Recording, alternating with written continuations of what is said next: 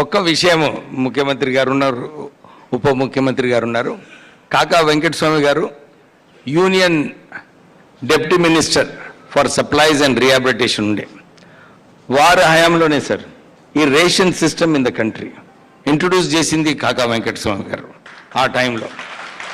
తర్వాత 1980లో civil supplies minister ఉండే రాష్ట్ర ప్రభుత్వంలో, అప్పుడు చెన్నారెడ్డి గారి ప్రభుత్వంలో.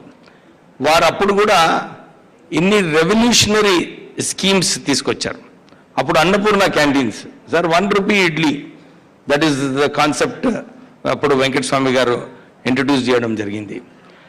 సివిల్ సప్లైస్ మినిస్టర్గా ఉన్నప్పుడు సిమెంట్ బ్లాక్ మార్కెటింగ్ కావడంలో, దాన్ని ఆపడంలో ఎవరిని కూడా భయపడలేదు.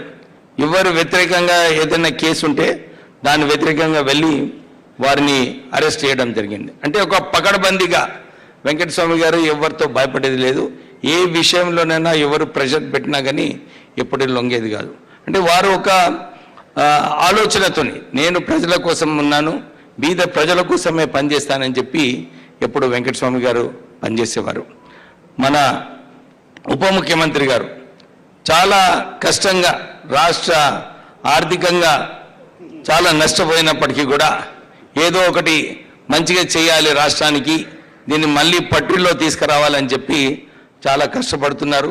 మొన్న కూడా USA, జపాన్ ఇంకా ఎక్కువ ఇన్వెస్ట్మెంట్స్ ఇక్కడ తీసుకొస్తే ఎక్కువ ఉద్యోగాలు కూడా వస్తాయని చెప్పి వారు ఒక సక్సెస్ఫుల్ ట్రిప్ చేసి వచ్చారు.